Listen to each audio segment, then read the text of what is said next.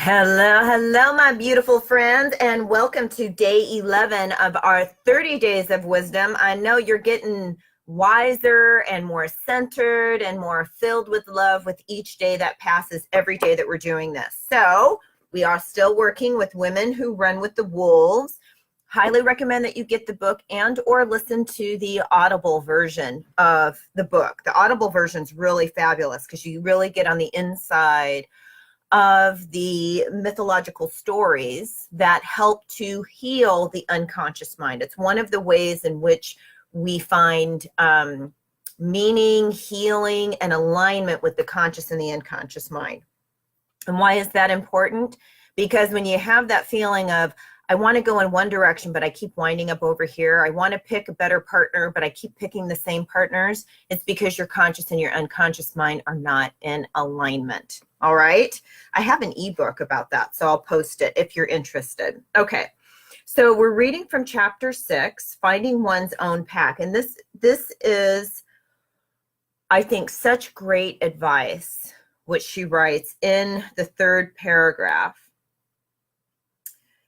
Actually, I'm going to read a little bit more. So sometimes life goes wrong for the wildish woman from the beginning.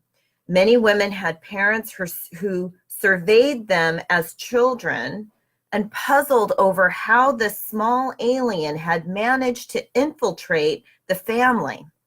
Other parents were always looking heavenward, ignoring or abusing the child or giving her the old icicle eye. And she talks about how so many of us feel like we were born into the wrong family. Yes?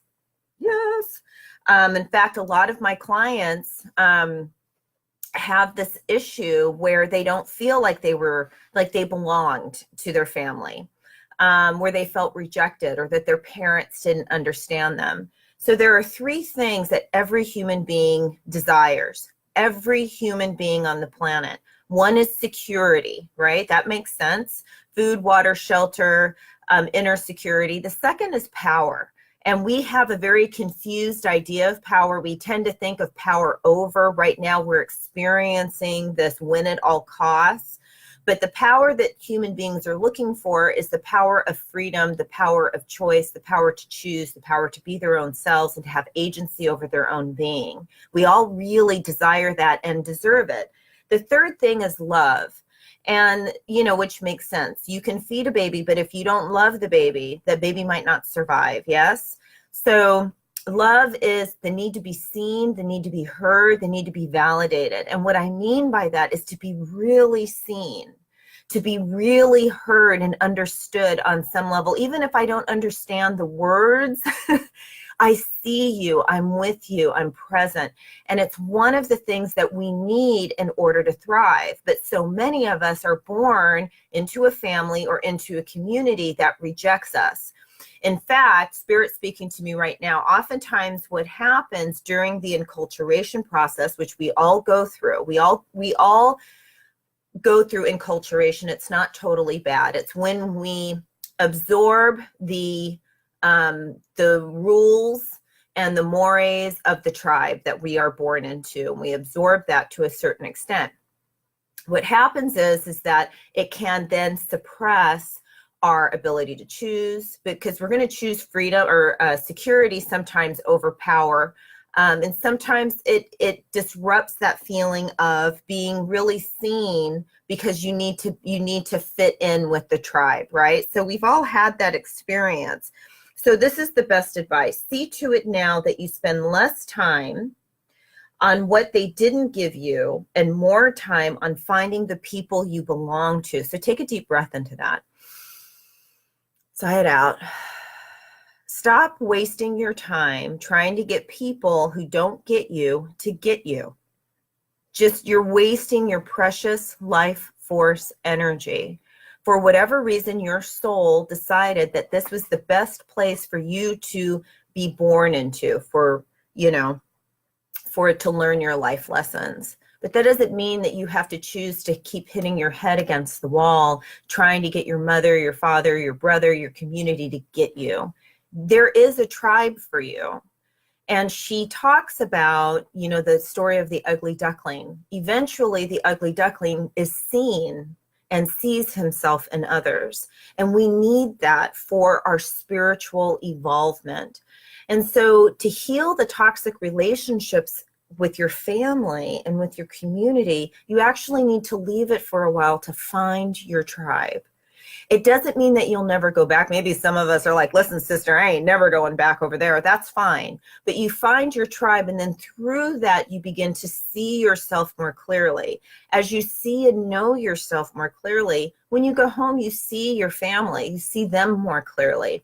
One of the exercises I love doing with my clients is visioning the child that your mother used to be because someone suppressed her energy or your father's energy. Something happened that derailed them from being in alignment with their source, right? Alignment with their own truth. And so as you become aligned, you actually help to heal the ancestral line, the ancestral wrongs. But Spirit is saying oftentimes we have to leave the situation in order to find that healing. Now that could be maybe you're living with your mother, your parents, or you're living with a partner that doesn't quite get you anymore.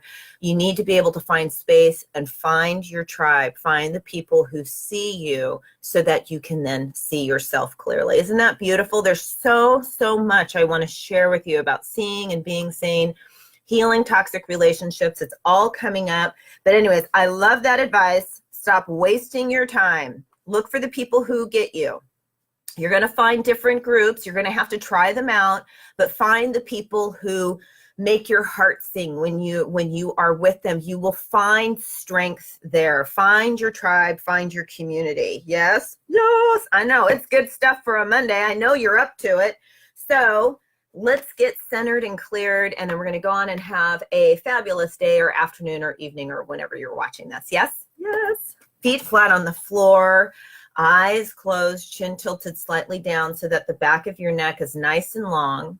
And let's take 3 ha breaths together. So inhaling and exhaling. Ooh, that feels good. Inhaling and exhaling. And again, inhaling and exhaling.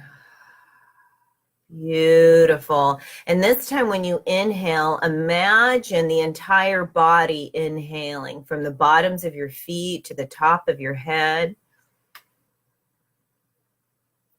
Good. And when you exhale, imagine the entire body exhaling and releasing any old negative toxic thoughts. You're just letting it leave the body mind. Inhaling, and I like to imagine that all the pores in my skin are breathing in on that inhale. All the cells in the body are inhaling and exhaling. Doesn't that feel good? And one more time.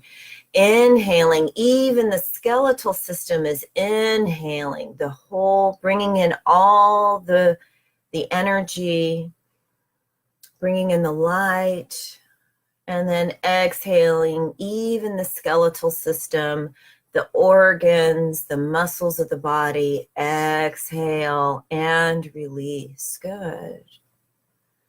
And so this is what we are knowing on this beautiful, beautiful fall day.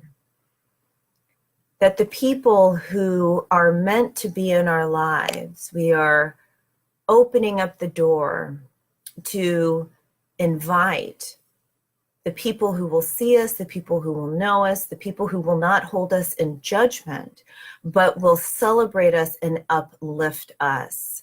And we are knowing that even if we have to leave a situation in order to find them, that the road is made easy. We are knowing that the power and the presence of Spirit has already gone before us, making the way clear to the people that we need to meet so that we can live our divine destiny on this plane. We are not made to suffer. And so we say no to the suffering and yes to life. Yes to life. Yes to the creativity. Yes to the dreams that we've been holding on to. Yes to the love that we desire and we deserve. Yes to the freedom of choice, and yes to the security that we know is ours by divine right.